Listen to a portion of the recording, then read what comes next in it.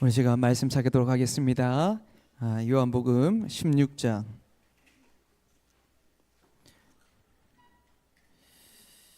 요한복음 16장 16절부터 우리 24절까지 말씀 제가 읽어보도록 하겠습니다.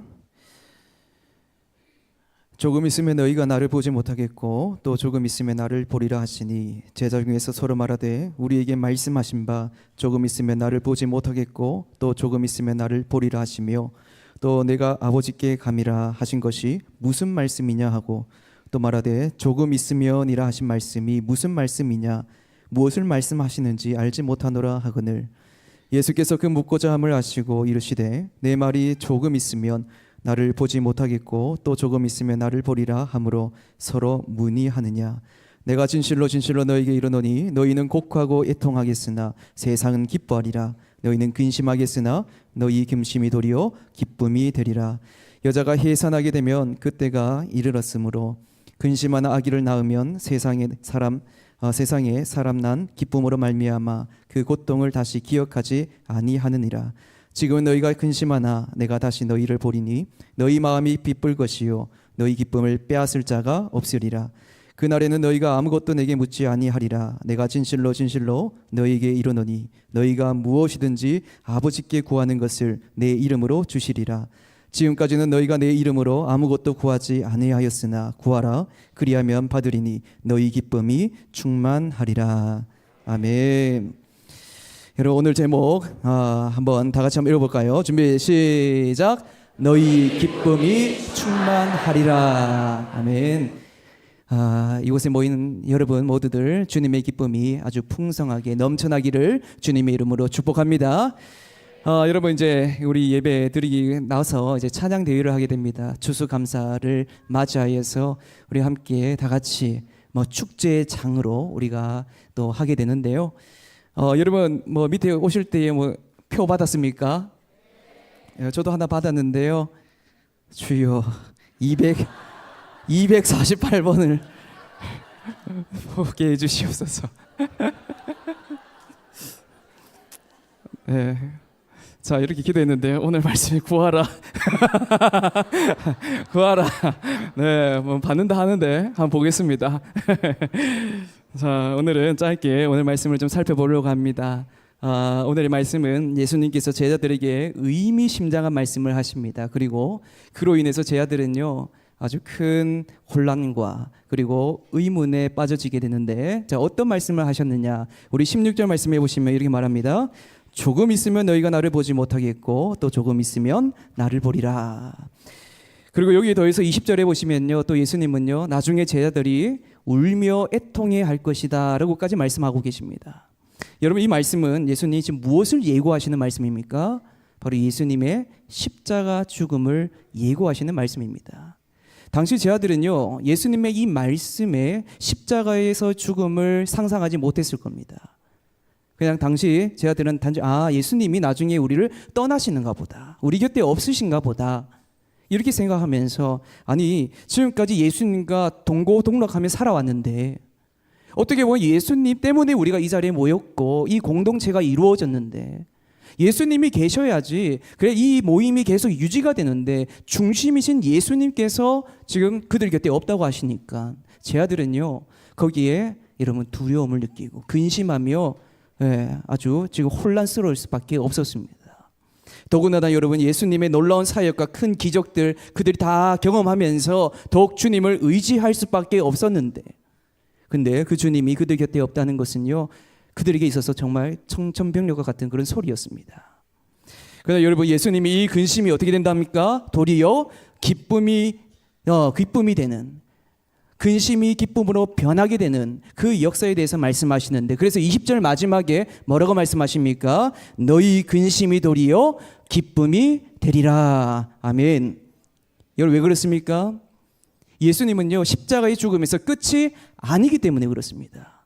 만약 예수님이 죽음에서 끝나버리면 그러면 근심에서 기쁨으로 바뀌어지는 그런 놀라운 역사는 일어날 수가 없게 됩니다. 그냥 그대로 다 끝나버리는 겁니다. 지금까지 예수님께서 행하셨던 그 모든 사역들, 그 기적들 다 헛된 것이 되고 맙니다. 하지만 여러분, 예수님의 말씀대로 반전이 되어서 기쁨이 되는 놀라운 역사가 일어나는데 그것이 무엇입니까? 바로 예수님의 부활하심입니다. 여러분, 죽으셨다가 다시 살아나셨다라는 겁니다. 이렇게 여러분, 십자가의 죽음에 이어서 예수님의 부활하신 것까지 가야, 그래야 진정한 우리에게 복음이 되는 것입니다. 바로 이 복음을 통해서 여러분, 근심이 기쁨으로 바뀌어지는 놀라운 역사가 일어날 수 있고요. 그렇기 때문에 우리는 십자가의 죽으심만 중요하게 여기는 것이 아니라 그와 더불어 함께 예수님의 부활하심까지 우리 함께 견지해 나가야 될 줄로 믿습니다. 그런데 예수님의 부활이요, 정말 중요하고 위대한 것은 여러분, 죽으셨다가 다시 살아나신 것, 이것도 정말 이 땅에서 일어날 수 없는 불가능한 그런 일인데, 놀라운 사건인데, 그렇지만 예수님의 부활이요, 여기서 더 의미가 있는 것은 바로 예수님이 부활의 첫 열매이시기 때문에 그렇습니다. 여러분, 여기에는 어떻게 의미가 들어 있습니까? 여러분, 나사로가 죽었다가 살아난 것과는 다르다는 겁니다. 여러분, 예수님의 부활은요, 그냥 죽은 사람이 되살아난 것과는 다릅니다. 그럼 뭐가 다르느냐? 이것에 대해서 고린도전서 15장 20절 말씀에서 이렇게 말씀합니다. 제가 읽어보겠습니다. 그러나 이제 그리스도께서 죽은 자 가운데서 다시 살아나서 잠자는 자들의 첫 열매가 되셨도다. 아멘. 여러분, 마지막 때 주님이 다시 재림하실 그때에 곧 여러분, 모든 육체가 다시 부활하게 되는데, 그 부활의 첫 열매, 즉 그 첫 번째가 바로 누구시다고요? 예수님이시다라는 것입니다.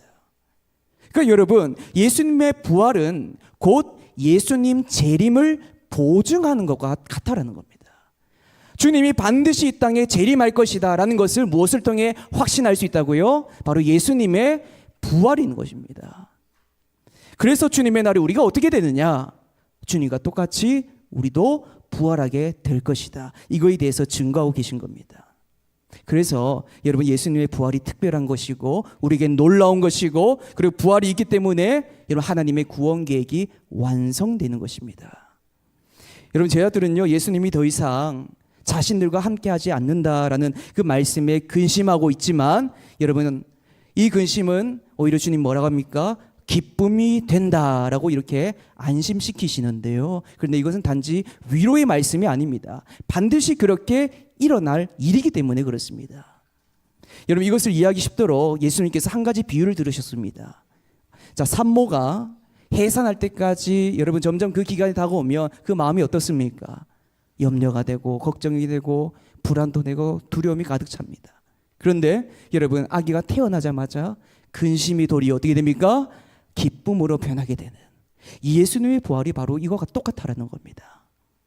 여러분, 지금은 당장 힘들고 어렵다고 해도 조금만 있으면 기쁨으로 바뀌게 되니, 제자들이 근심 중에서도 바로 이 기쁨을 내다봐야 할 이유가 바로 여기에 있는 것입니다. 그런데 오늘 말씀에 눈에 들어오는 것은요, 20절 말씀해 보시면 여러분, 제자들은 애통하겠으나 세상은 어떻게 한답니까? 기뻐한다라고 합니다. 세상은 기뻐한다. 다시 말해서 예수님의 죽으심이 사탄과 그 악한 무리들에게는 얼마나 신이 나는 일이겠습니까? 정말 야, 다행이다 이렇게 말하면서, 그리고 반대로 자신이 승리했다라고 막 얼마나 춤을 추겠습니까? 이렇게 세상은요, 여러분이 예수님을 믿는 우리와 반대되는 모습을 항상 가집니다. 세상이 기쁘면 여러분, 그리스도인들은 근심합니다. 근데 반대로 우리가 기쁘면 그러면 세상이 근심합니다. 그래서 성경에서는요, 늘 우리 그리스도인과 세상과의 반대되는 모습을 계속해서 보여주고 있는 것입니다. 그러니까 여러분, 우리가 세상 가운데 우리가 믿음을 지키고 사는 것이 여간 쉬운 일이 아니라는 것입니다.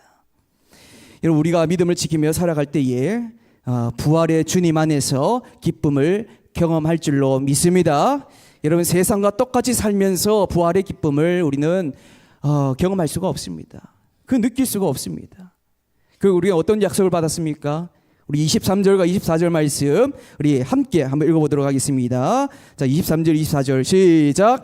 그날에는 너희가 아무것도 내게 묻지 아니하리라. 내가 진실로 진실로 너희에게 이르노니 너희가 무엇이든지 아버지께 구하는 것을 내 이름으로 주시리라. 지금까지는 너희가 내 이름으로 아무것도 구하지 아니하였으나 구하라 그리하면 받으리니 너희 기쁨이 충만하리라. 아멘.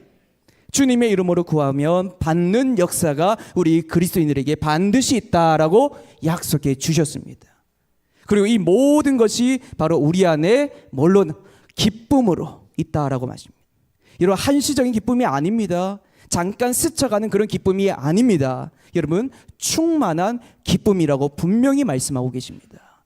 이런 충만한 기쁨은 우리 믿는 자들에게만 누릴 수 있는 여러분 특권인 것입니다. 왜요? 바로 부활의 주님 안에서만 누릴 수 있기 때문에 그렇습니다.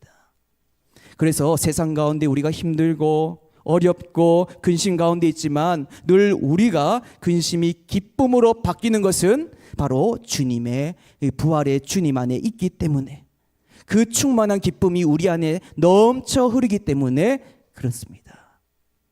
사랑하는 성도 여러분, 우리의 기쁨의 이유는 오직 예수님의 복음인 줄로 믿습니다.